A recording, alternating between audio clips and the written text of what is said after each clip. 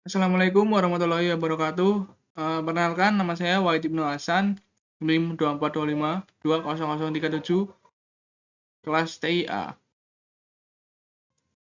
Oke, di sini saya akan membahas tentang UTS sistem paradigma yang akan saya jelaskan dalam bentuk slide.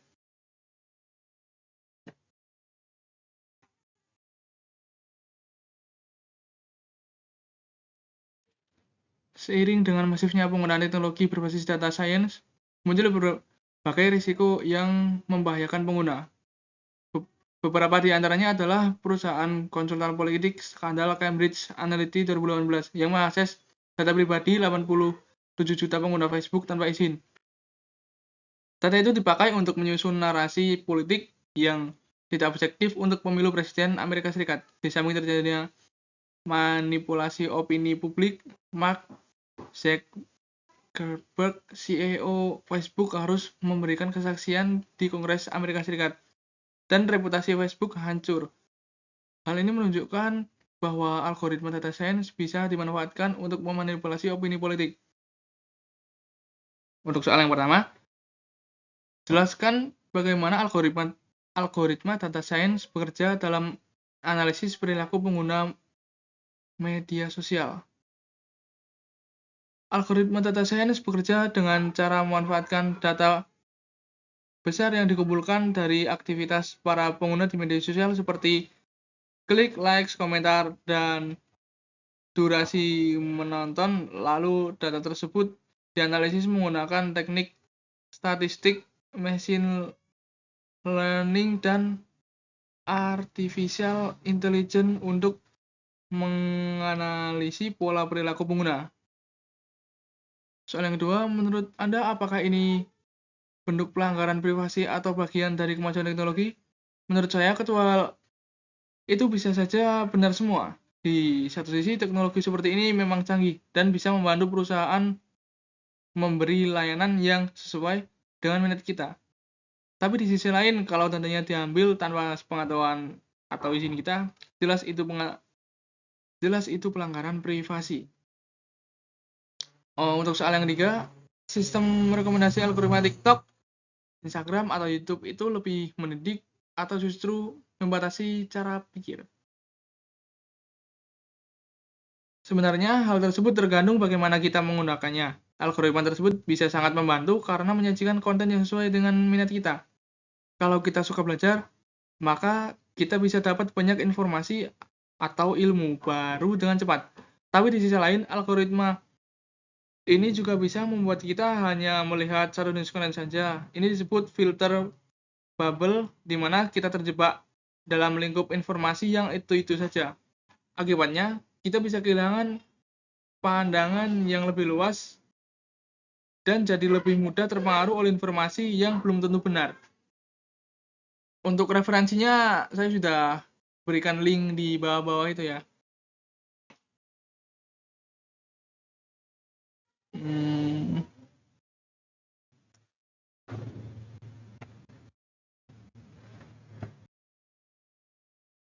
Kedua, perkembangan teknologi digital telah mengubah paradigma layanan perbankan.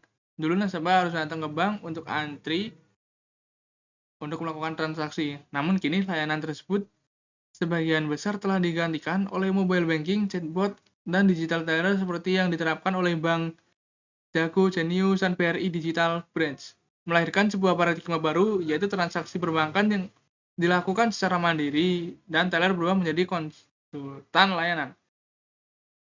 Oke, untuk soal yang pertama, menurut Anda, apakah komponen sistem yang berubah, manusia, teknologi, proses dalam transformasi ini?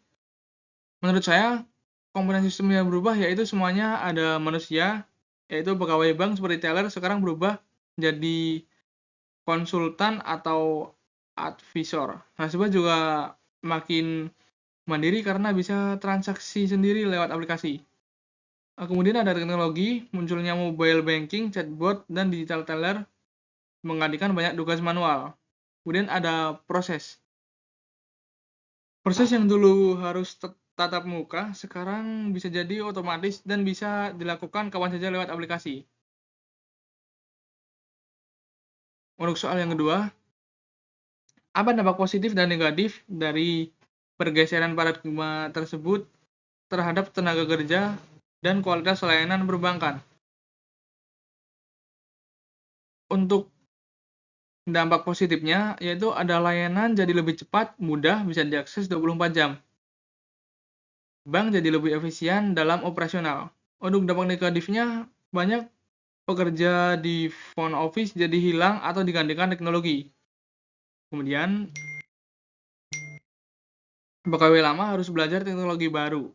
Kemudian, nasabah yang belum tentu terbiasa dengan teknologi bisa kesulitan.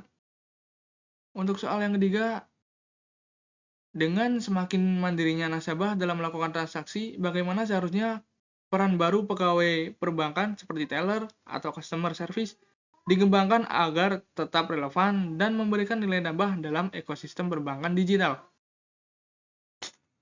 Menjadi konsultan keuangan atau pendamping digital untuk membantu nasabah fokus pada layanan yang butuh sentuhan manusia seperti konsultasi kredit atau investasi, atau membantu edukasi nasabah tentang literasi keuangan dan teknologi.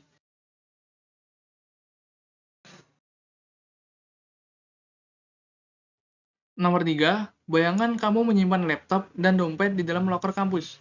Suatu hari, kamu lupa mengunci loker karena terburu-buru ke kelas. Ketika kamu kembali, barangmu hilang, kamu merasa bersalah karena tahu itu sebelumnya adalah keteledoran dan kecerobohanmu.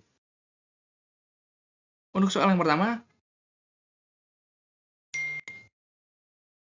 apakah lupa mengunci loker itu mirip seperti pengguna yang tidak hati-hati saat memakai komputer? Contohnya, tidak memakai antivirus, pakai password lemah sehingga mudah dihack, atau klik link sembarangan, atau tidak sengaja klik link-link judul. Oke.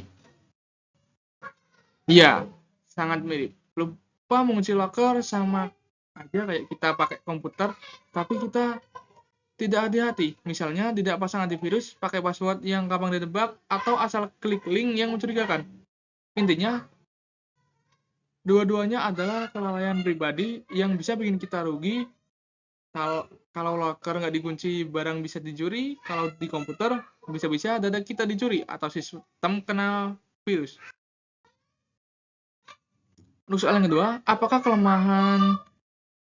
kesalahan tidak memakai antivirus, pakai password lemah, atau klik link sembarangan bisa menimbulkan resiko yang sama besarnya seperti kesalahan teknis pada sistem. Misalnya bug dalam program atau bocornya data nilai mahasiswa disiakat. Iya betul, tidak memakai antivirus, memakai password yang lemah, atau klik link yang tidak tahu sumbernya dari mana bisa sangat beresiko, seperti bocornya data, atau bahkan akun kita bisa kena hack.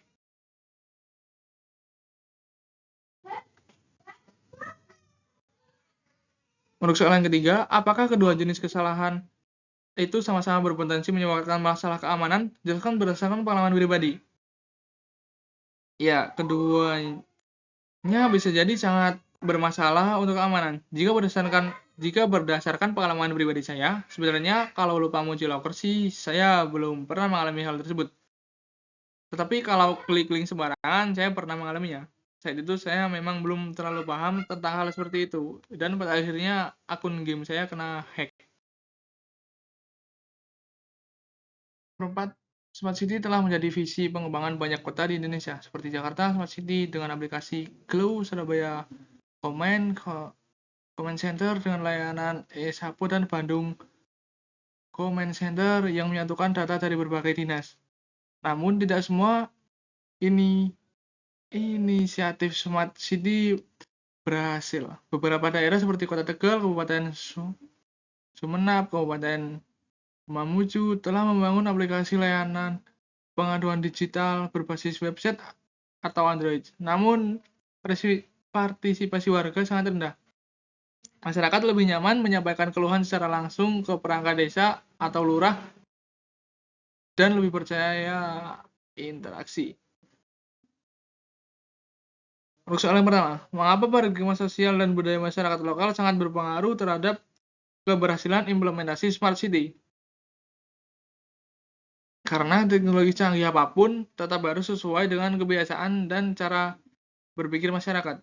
Banyak orang di daerah tertentu masih merasa lebih nyaman dan percaya jika menyampaikan keluhan secara langsung ke perangkat desa atau lurah dibandingkan lewat aplikasi digital. Mereka merasa lebih didengar dan lebih yakin kalau masalahnya benar-benar ditangani ketika bertatap muka. Untuk soal yang kedua, menurut Anda, siapa aktor kunci yang seharusnya bertanggung jawab membentuk paradigma digital yang inklusif? Pemerintah, swasta, masyarakat, atau pendidikan? Menurut saya, semua aktor punya peran penting. Tapi, yang paling kunci adalah pemerintah dan pendidikan. Karena pemerintah yang membuat kebijakan penyediaan infrastruktur dan bisa memfasilitasi pelatihan atau sosialisasi digital yang menyentuh semua lapisan masyarakat. Lalu pendidikan yang membentuk pola pikir generasi muda agar terbiasa dengan teknologi dan pengembangan pola pikir digital yang kritis dan inklusif. Mungkin sekian saja presentasi yang dapat saya sampaikan. Kurang lebihnya saya mohon maaf jika ada tutur kata yang salah. Wassalamualaikum warahmatullahi wabarakatuh.